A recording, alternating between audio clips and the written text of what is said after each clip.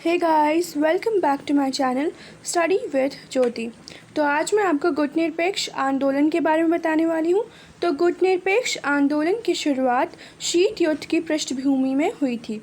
तो गुटनिरपेक्ष आंदोलन की शुरुआत होती है शीत युद्ध के साथ। शीत युद्ध अमेरिका और सोवियत संघ के बीच में होता है, ठीक है। और इसका नेतृत्व भारत और इसी तरह के देशों ने किया था। तो गुटनिरपेक्ष आंदोलन का जो नेतृत्व किया था वो भारत और इसी तरह के देशों ने किया था। तो भारत जो था वो तटस्थता की नीति को अपनाना चाहता था, ठीक है। और वो किसी भी गुट में शामिल होना नहीं चाहता था, ना ही सोवियत संघ में और ना ही अमेरिका में, ठीक है। और इस तरह उन्होंने तटस्थ की नीति को अपनाया, जिसे गुटनिरपेक्ष नीति कहते हैं।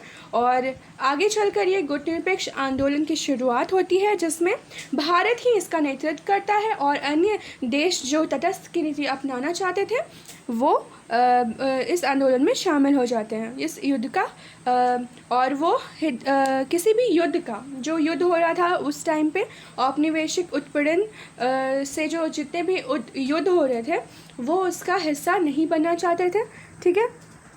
और द्वितीय विश्व युद्ध के बाद यूएसएसआर के नेतृत्व वाले कम्युनिस्ट ब्लॉक और यूएसए के नेतृत्व वाले पूंजीवादी ब्लॉक के बीच एक शीत युद्ध शुरू हुआ था।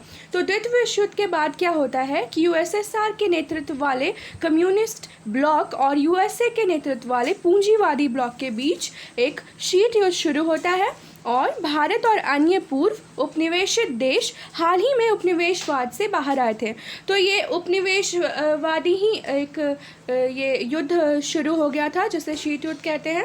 और भारत और अन्य जो देश थे वो अभी अभी हाल फिलहाल में ही उपनिवेशवाद से बाहर आए थे और विश्व युद्ध से भी वो पीड़ित थे, क्योंकि उन्हें काफ़ी आर्थिक हानि हुई थी, ठीक है। और वे शांति से विकास करते हुए तटस्थ रहना चाहते थे।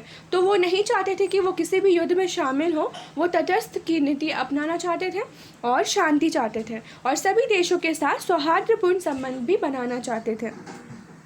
अब हम देखेंगे गुटनिरपेक्ष आंदोलन की शुरुआत कैसे होती है।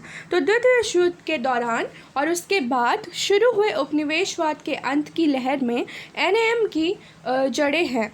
तो द्वितीय विश्व युद्ध जब समाप्त होता है उसके दौरान और उसके बाद जितने भी उपनिवेशवाद के अंत होते हैं उसके बाद ये नॉन अलाइन मूवमेंट, जिसे गुटनिरपेक्ष आंदोलन कहते हैं, वो शुरू हो जाता है, ठीक है।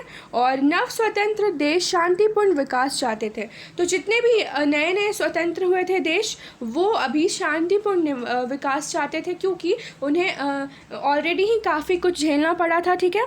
वो काफ़ी उन्हें आर्थिक क्षति हो चुकी थी और वो काफ़ी परेशान भी रह चुके थे। और जिस तरह वो स्वतंत्र हुए थे इतने मेहनत से, उसके बाद वो किसी भी गुट में शामिल नहीं होना चाहते थे, ठीक है। और नव स्वतंत्र देश शांतिपूर्ण विकास कर चाहते थे और शस्त्र विहीन शक्तियों से दूरी बनाए हुए थे। तो नव स्वतंत्र देश जितने भी थे वो शांतिपूर्ण विकास चाहते थे और शस्त्र विहीन शक्तियों से वो दूर रहना चाहते थे। इसकी सबसे पहली चर्चा जो हुई थी वो हुई थी 1955 में बांडुक सम्मेलन में, ठीक है। 1955 के बांडुक सम्मेलन में इसकी प्रथम बार चर्चा होती है और ये औपचारिक रूप से 1961 में बेलग्रेड सम्मेलन में स्थापित किया जाता है। तो इसको स्थापित कब किया जाता है? 1961 में बेलग्रेड सम्मेलन में। और इसकी चर्चा कब होती है? 1955 में बांडुक सम्मेलन में, ठीक है। और सर्बिया में बेलग्रेड सम्मेलन हुआ था, ठीक है। सर्बिया में ये बेलग्रेड सम्मेलन किया जाता है, ठीक है।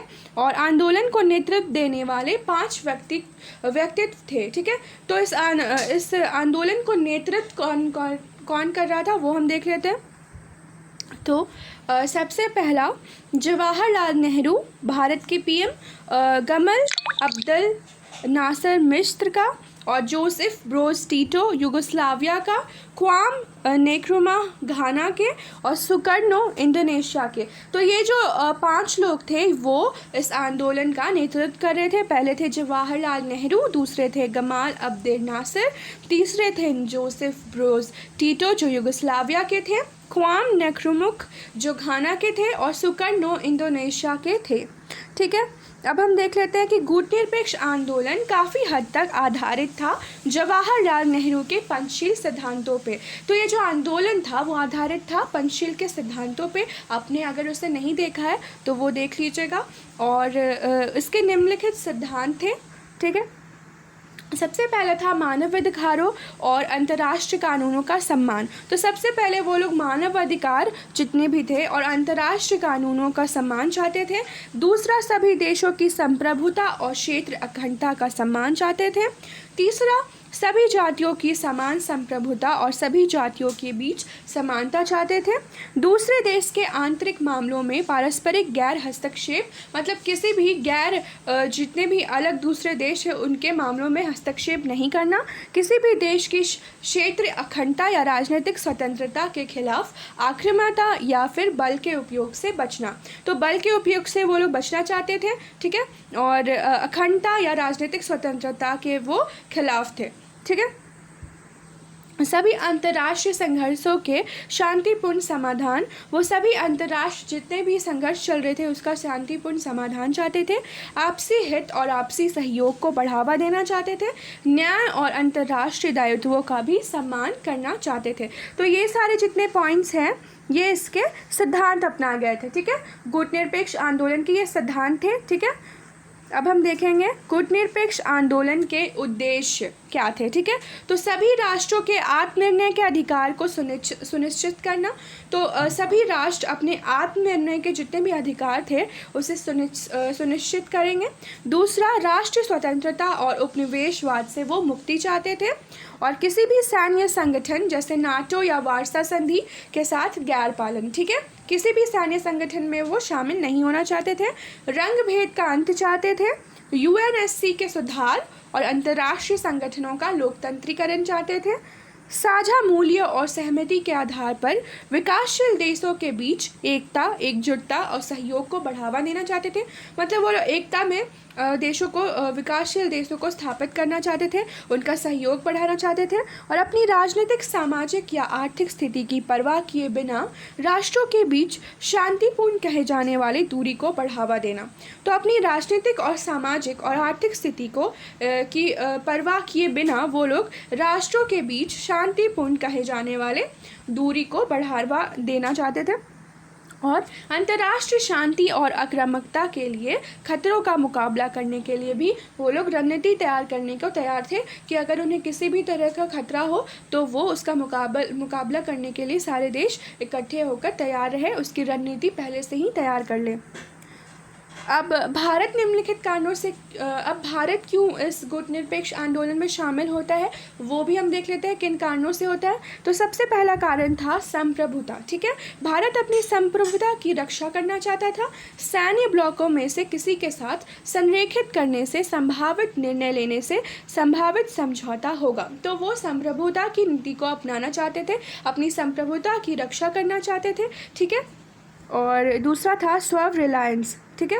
तो सैन्य ब्लॉकों के साथ संरेखन या दूसरे अंतर्राष्ट्रीय शक्तियों पर निर्भरता की गिरावट के साथ आया था। तो वो लोग किसी पे भी निर्भर नहीं होना चाहते थे।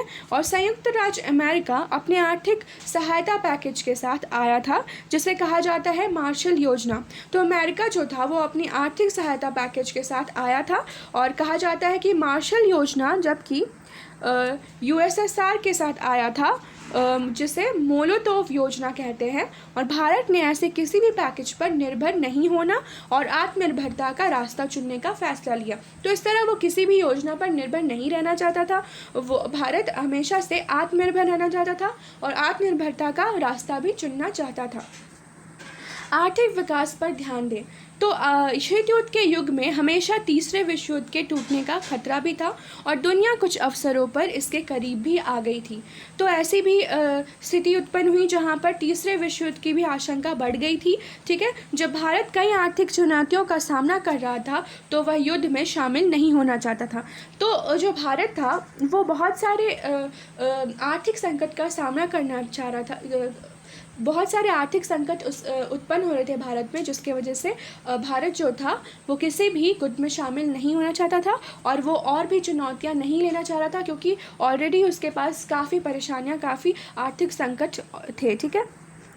अब तीसरा देखते हैं। ये तो हमने देख लिया। चौथा, विश्व मामलों में स्वतंत्र भूमिका। ठीक है, तो एक या दूसरे सैन्य ब्लॉकों के साथ गठबंधन करके कई देशों ने अपनी विदेश नीति निर्धारित करने के लिए अपनी स्वतंत्रता छोड़ दी थी। भारत बल्कि विश्व मामलों में एक स्वतंत्र भूमिका चाहता था। तो भारत जो था वो विश्व मामलों में, जितने भी अंतर्राष्ट्रीय मामले थे उसमें वो स्वतंत्र भूमिका चाहता था। ठीक है। पांचवा है एक तरफा भाईचारा। तो एनएम के माध्यम से भारत ने सार्वभौमिक भाईचारे के अपने सिद्धांत का प्रचार किया, या वसुधैव कुटुंबकम। तो एक तरफा जो भाईचारा था, एनएम के माध्यम से उन्होंने क्या किया, गुटनिरपेक्ष आंदोलन के माध्यम से क्या किया कि भारत में सार्वभौमिक भाईचारे को अपना सिद्धांत बनाया, उसका प्रचार किया और हमेशा वसुधैव कुटुंबकम का एक नारा लगाया कि और इस तरह से भारत जो था वो गुटनिरपेक्ष आंदोलन उसने चलाया। और क्यों चलाया ये हम लोगों ने देखा। ठीक है, संप्रभुता के लिए, आत्मनिर्भरता के लिए, आर्थिक विकास की ओर ध्यान देने के लिए, क्योंकि ऑलरेडी वो काफ़ी आर्थिक क्षति उन्हें हो चुकी थी। ठीक है, और आगे हम देखेंगे विश्व मामलों में स्वतंत्र भूमिका निभाने के लिए, और एक तरफा भाईचारा मतलब वसुधैव कुटुंबकम की नीति को अपनाने के लिए। सॉरी, मैं आज थोड़े अच्छे से एक्सप्लेन नहीं कर पाई क्योंकि थोड़ी मेरी तबीयत ठीक नहीं है, बट आई होप आप लोगों को समझ में आ गया होगा। एंड जल्दी में मेरे से इतना ही हो पाया। So thank you. वीडियो अच्छा लगा तो लाइक एंड शेयर करें, एंड ज़रूर सब्सक्राइब करें मेरे चैनल को। Thank you.